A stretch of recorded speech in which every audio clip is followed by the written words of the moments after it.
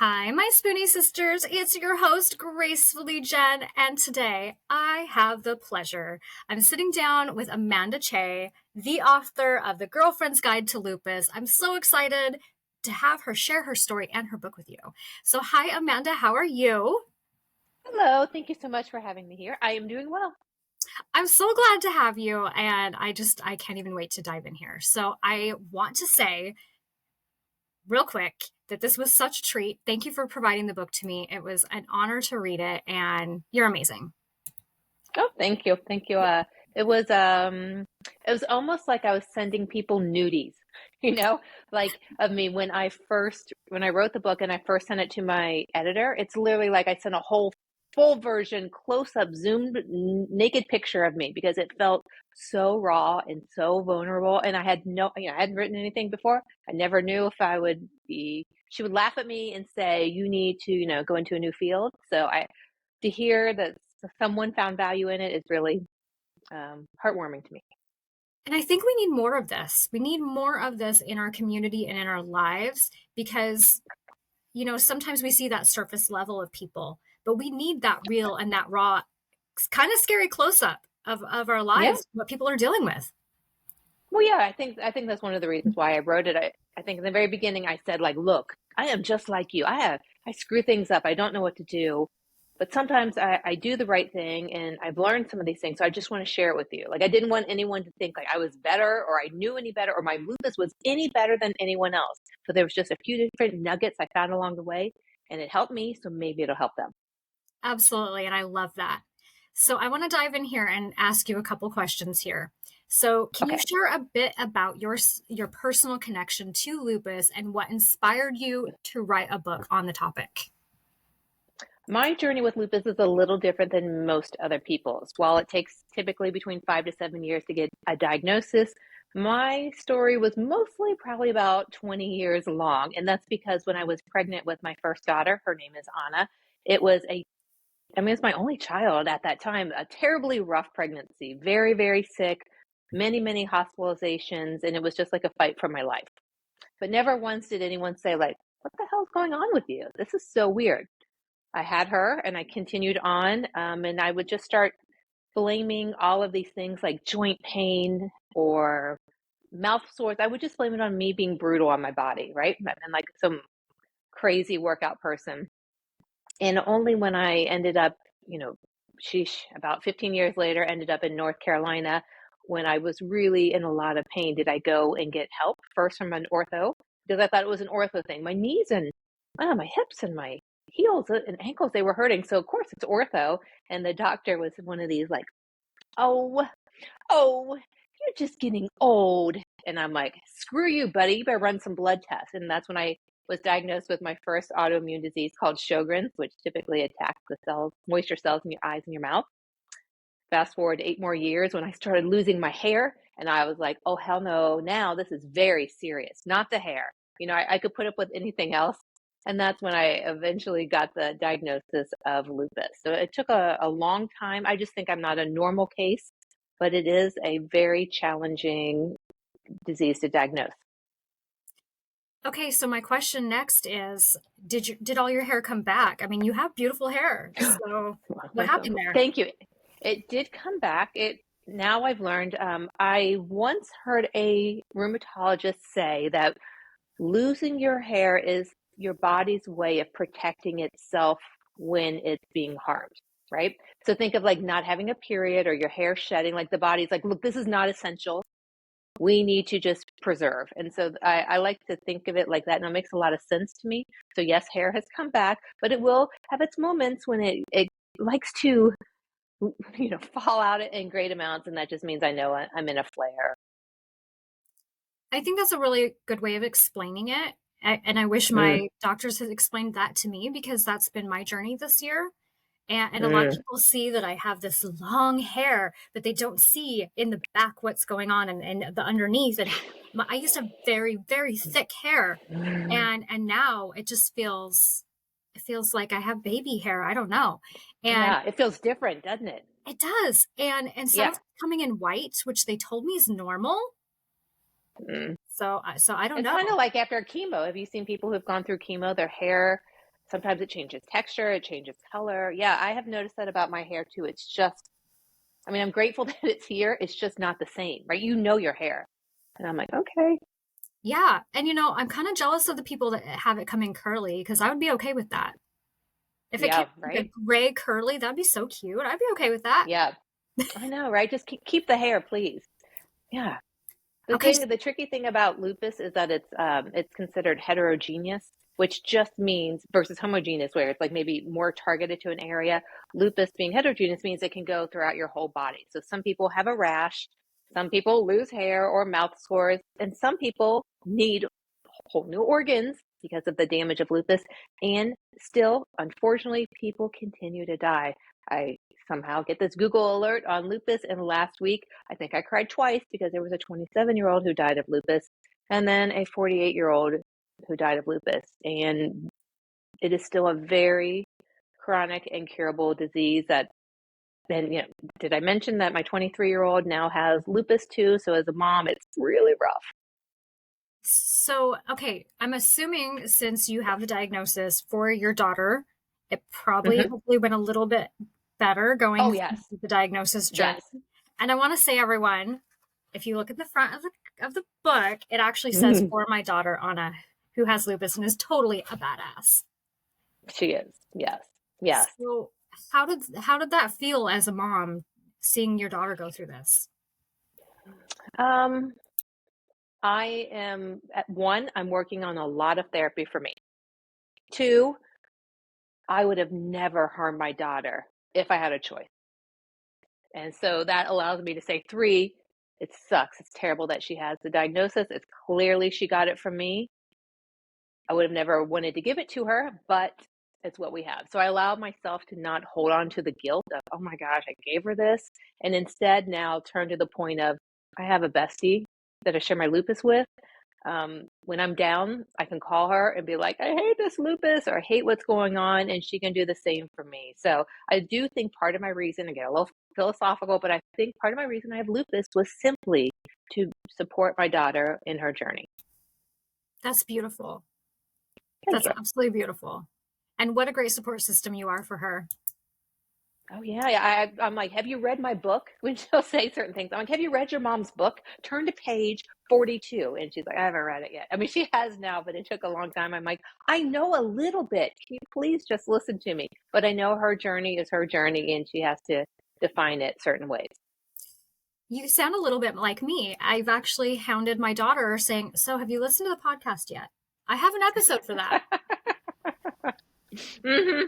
I know. I guess I shouldn't have written a book. It's the same. Like I've taught yoga and group fit for so many years, and my kids would be like, oh, yoga? No.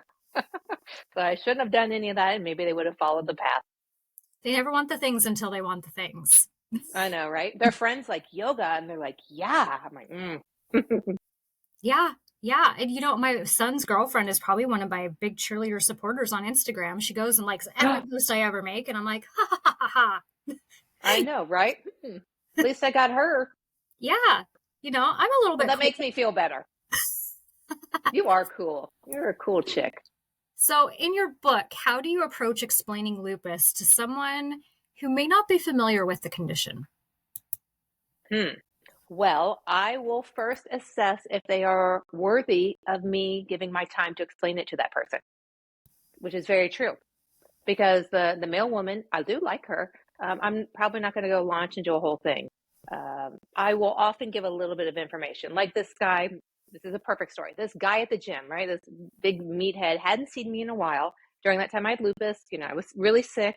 And he's like, whoa, what happened to you? Because I used to have a really, really good muscles. What happened to you? And I'm like, my patience was low. And I just said, nothing. You look so different. What happened to you? And I'm like, I have lupus now. And he's like, oh. And he just said, oh, well, if you, think positively, you'll get better soon. And I'm like, then my patience was really thin. I wasn't going to tell much. And I just said, this is a chronic disease and it's incurable. And he's like, well, you should try harder and you can fight it. And then I think I just gave him a look and I walked away. So someone like that, I'm not going to waste my energy on them. I probably should have never said anything in the first place. That was my takeaway. But if it's someone I really care about, of course, I'm going to sit down and explain to them about it, what I know about it, what my challenges may be, and kind of what the future would be. But, I just feel like I have this much energy in life, right? Every day is this much energy, and I am very conscious on how I decide how I divvy out that energy. No longer now do I hold on to some relationships that I have, or do I do some things that I've used to do, have done in the past, because I'm aware that everything is literally being taken from me, and I want to choose where that goes. That's kind of a very different explanation that you may have heard when we talk about lupus. I think that's a really good point. You don't want to waste your spoons on explaining to someone that doesn't care. They don't Yeah, care. They're going to walk on yeah, throughout their day. They are not affected. This is not going to change their perspective on people or life or anything. It's just a waste of your time. yeah, absolutely. Yeah, I mean, I can go on and be like, 1.5 million Americans have lupus, and 1.35 million American women are the ones who have it.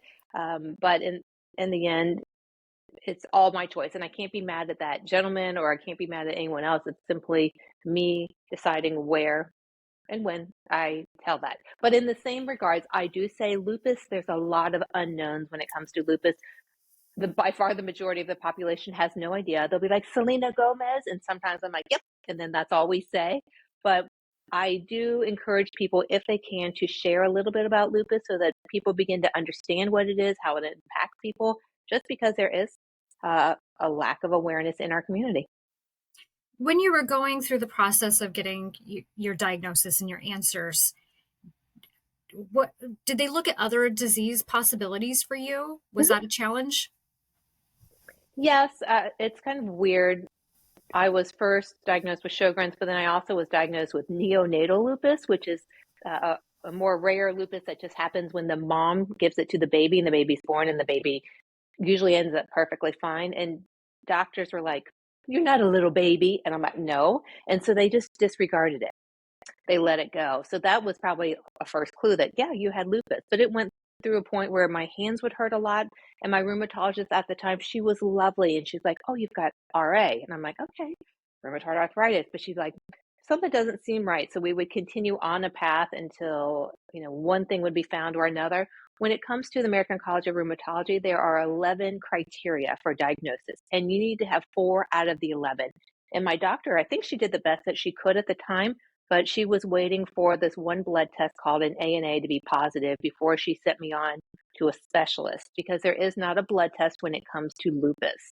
So that's part of the reason why it's so challenging to get that formal diagnosis, and why it is often confused. It mimics many different disorders. It can mimic a flu. It can mimic, a dermatitis, eczema, and that's it makes it even more confounding when you get into a diagnosis process and the frustration that comes with it.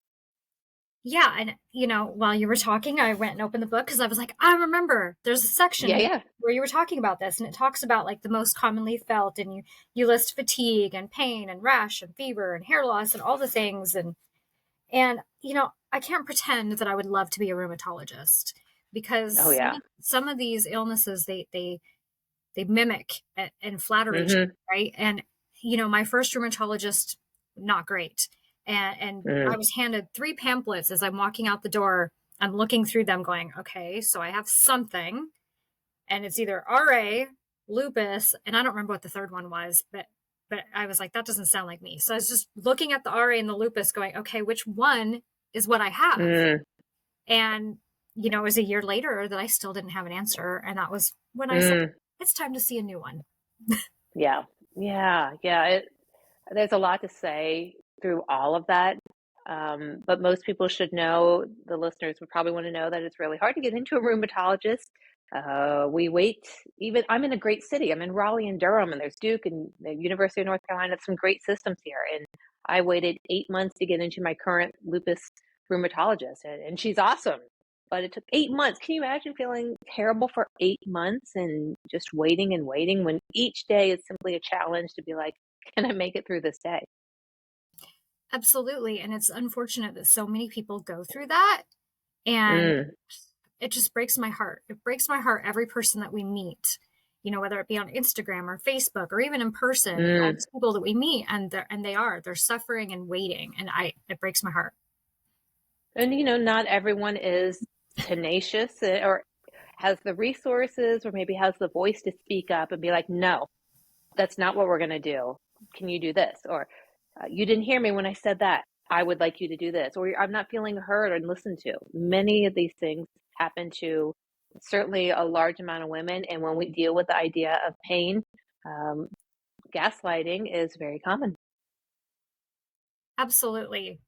And have you dealt with that before?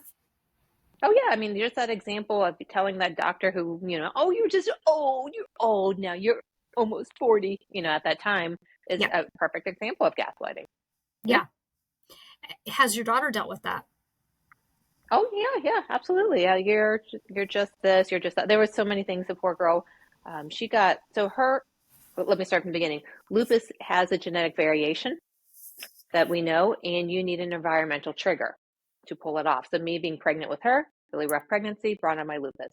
For Anna, she had mono in college, and that's when she became sick and was sick for many years until I was diagnosed. 5 months later, she was diagnosed. So that seems all easy, but during the time, we didn't know, one, that I had lupus, and so we didn't know what was wrong with her, and she would go to the ER for some of these terrible issues, and they would just be like, oh, oh, it's probably just a UTI or something, like, just dismiss her and send her on home. And over she went, and she's like, I just feel like I'm going crazy. And it was a hard time for her. She's just in college. She just wanted to have fun.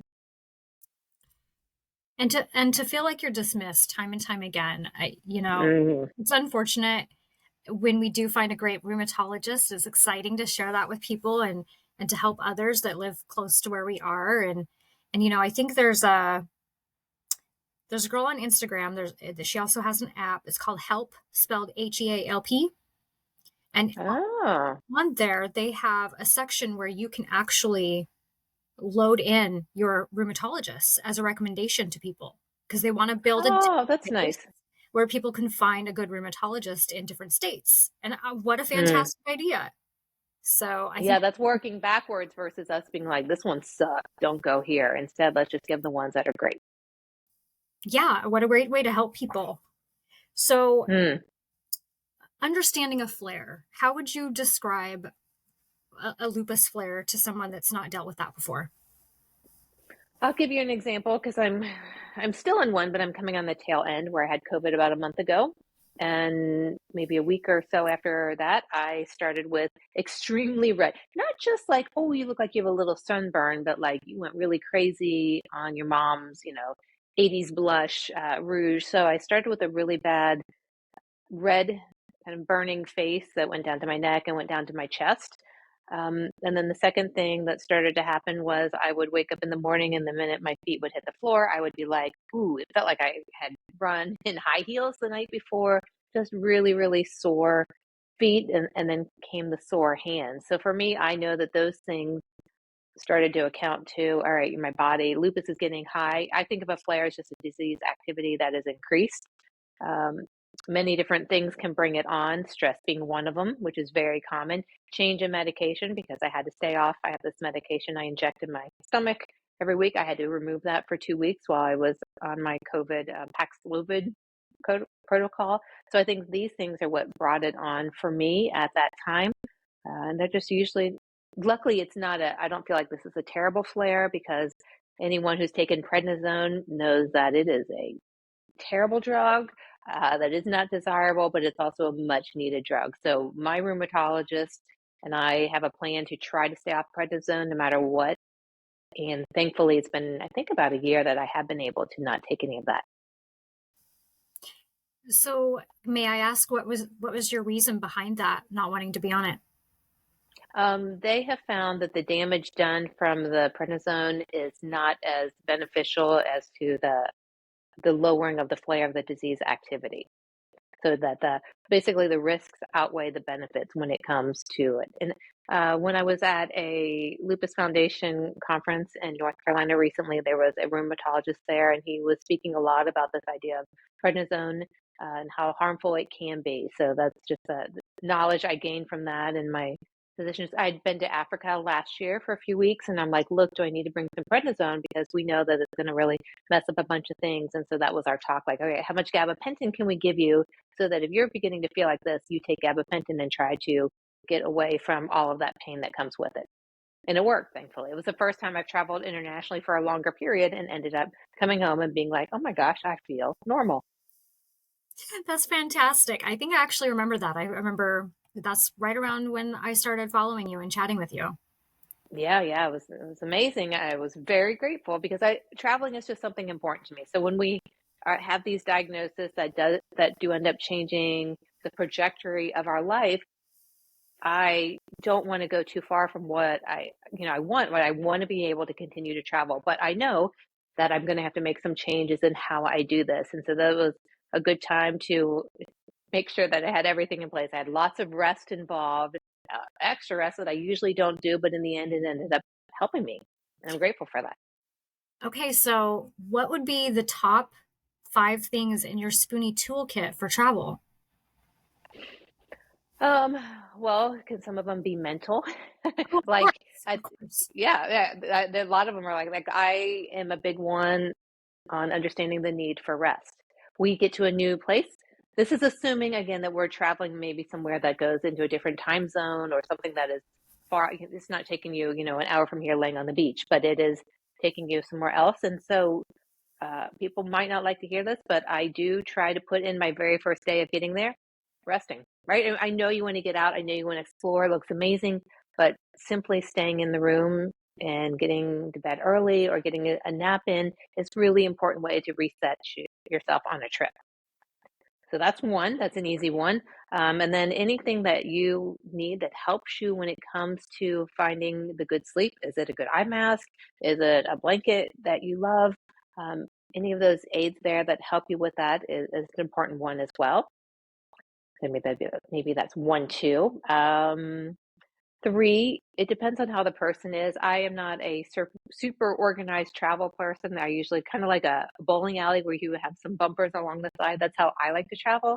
So when I at least have those bumpers up, I feel more comfortable where I know I'm going to spend the night at a hotel or I know how I'm going to get there. And so that allows me to be less stressed. So maybe that in that area that comes to someone that maybe they want a whole travel, everything planned out. Maybe they want a travel book that they come with, or maybe they're okay with being flexible when it comes to those portions.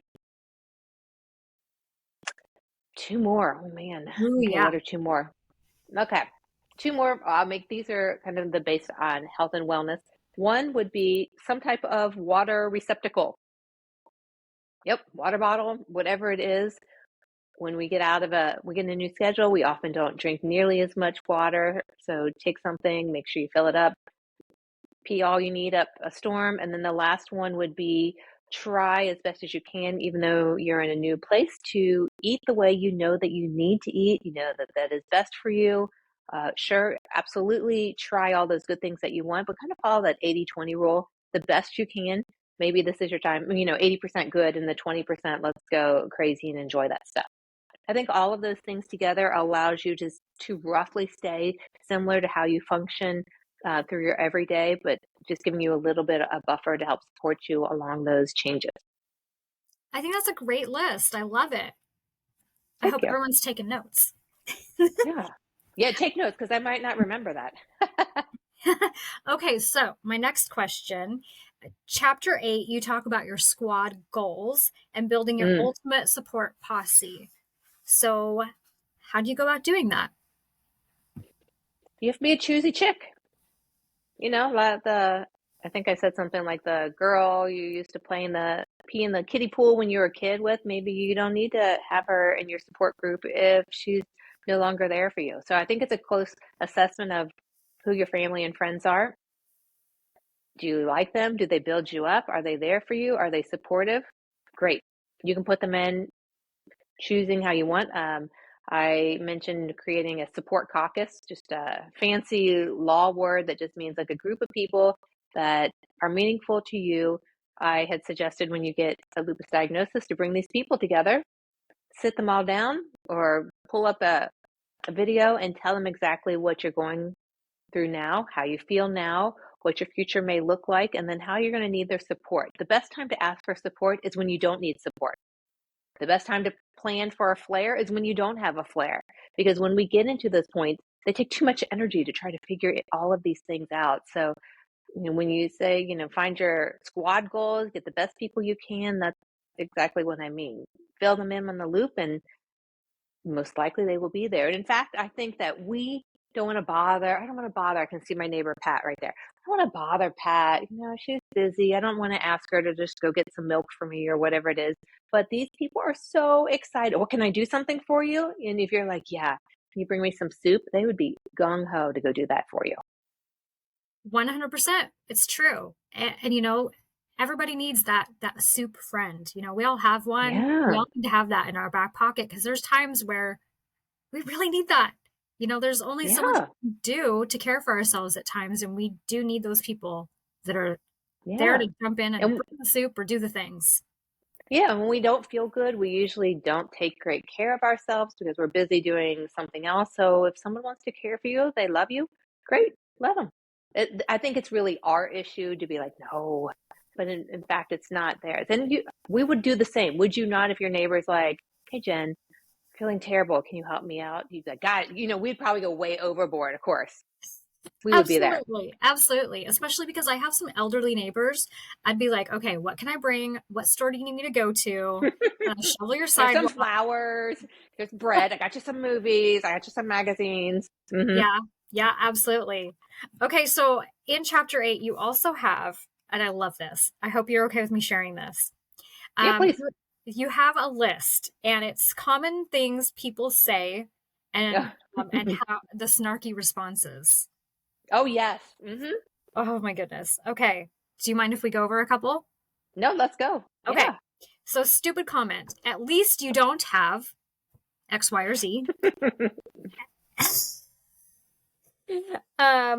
So the witty response would be, thank you for pointing out the fact that you don't feel I am sick enough to deserve your care and attention. I'll just remove you from my supporting list. Or support list. Absolutely. Sorry. Yeah. That's absolutely. A great one. Yeah. That's a great one. Do you have any of these memorized off the top of your head? No, but I can look them up in my book. You read them. Okay. I just didn't know if you wanted to share them too. Okay. Stupid comment. Girl, just keep positive. That's always great. We all hear that a lot. What did I? Oh, wait, here, I have a response. Wait, where is it? Oh, fuck off. Is that positive enough for you? I love it. Or, of course, have you tried yoga, paleo, or CBD?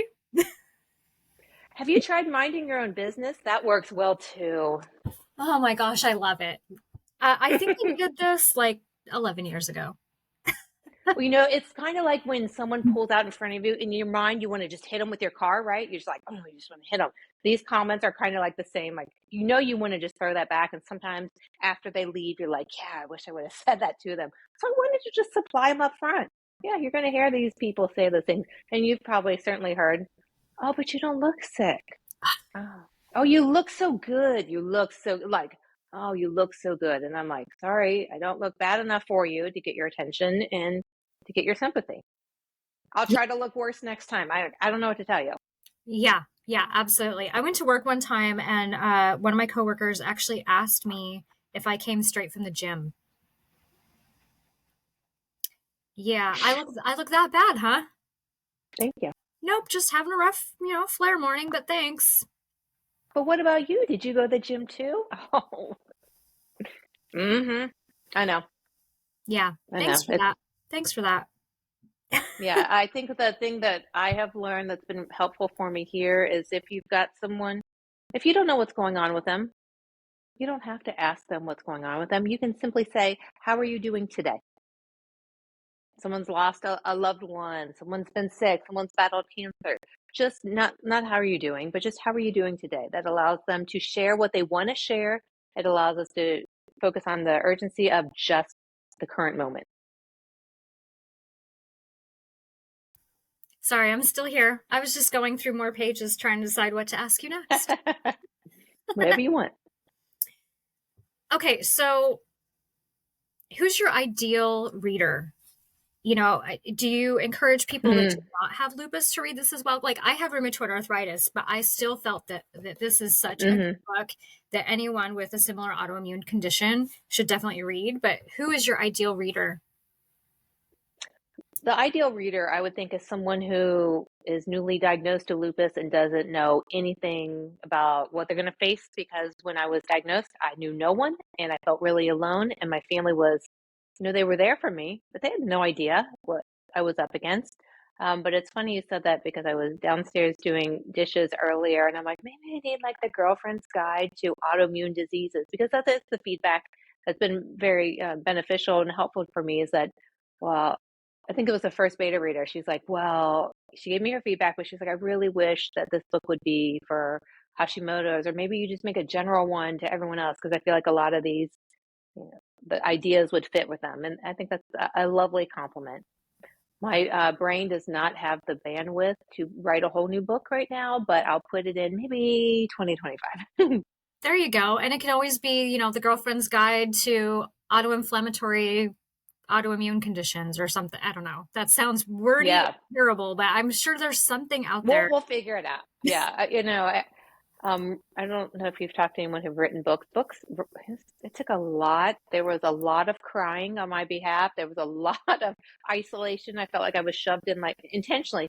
I chose to be in a cave for like 15 months of just writing. I would I was also my lupus was really bad then, so I would have points where I couldn't even see the screen, and I would just continue on because I must have some weird, neurotic, insatiable drive to just finish. So I am grateful for what was done, but I just never understood how much perseverance is needed and how little money is made from a book.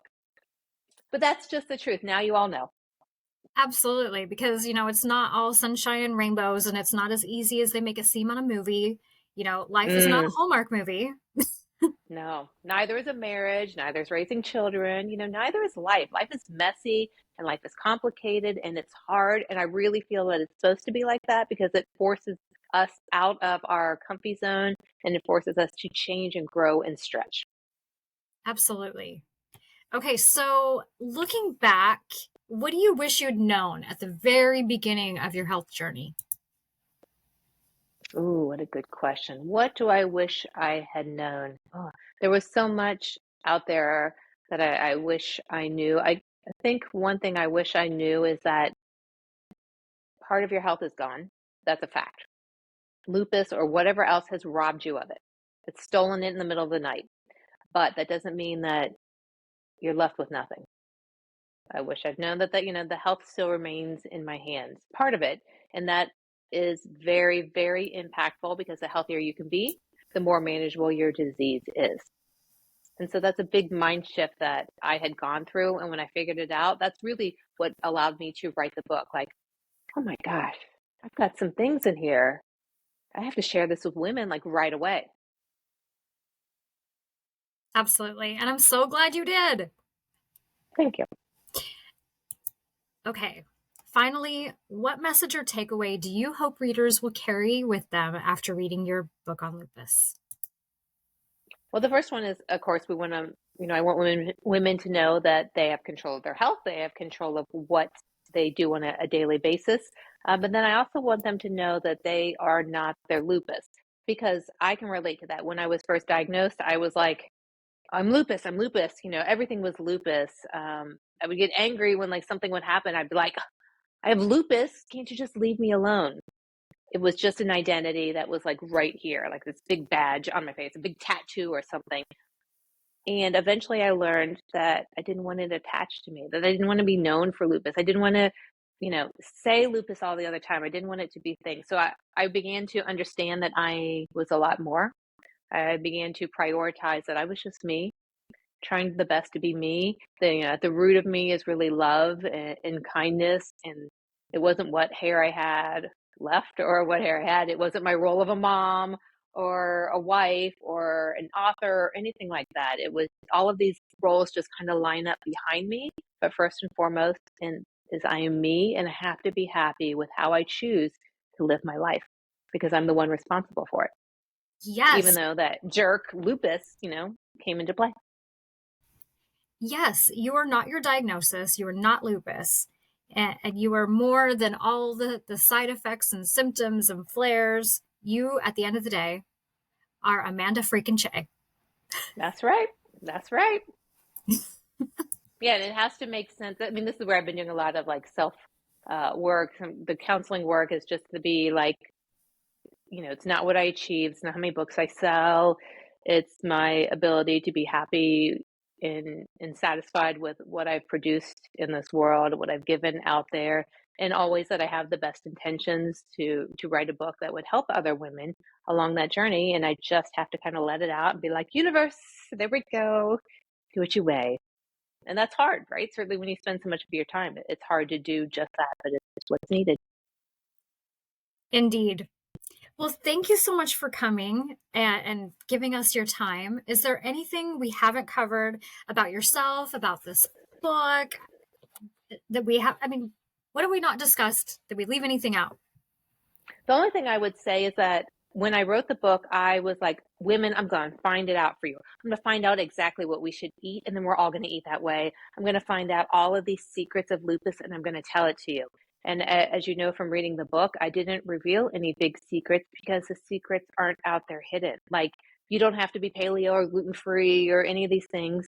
I mean, you should not eat alfalfa sprouts, you should not eat mung bean sprouts. But besides that, a lot of these things that we thought that might be these hidden gems on how to control our health are no really hidden gems. They're just the small, consistent things that we do on a daily basis. It's not you running a marathon, it's you getting up every hour and walking around for a few minutes. It's you eating the food that you know you need to do. It's managing the stress that comes at you.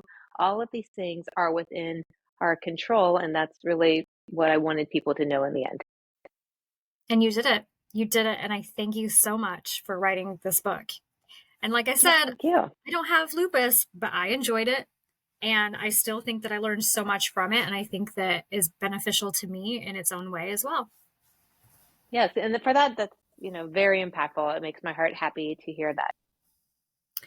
Well, I guess we've covered it all, haven't we? I feel like I could talk That's to you right. for hours and ask you a million questions, but we'll just have to have you come back again. That's right. Anytime, I'm happy to give some insight just from my end. All right. Well, everyone, thank you for joining us, and be sure to check out Amanda. Where's the best place to find you and contact you if they want to get in touch? You can buy the book on Amazon, and you can go to the website Amanda Chay, which is Chay, because that was available. So you can find me there, and on Instagram I'm at Amanda E. Chay. All right. Sounds wonderful. And I will make sure to have all of this in the show notes for you all. And until next time, don't forget your spoon.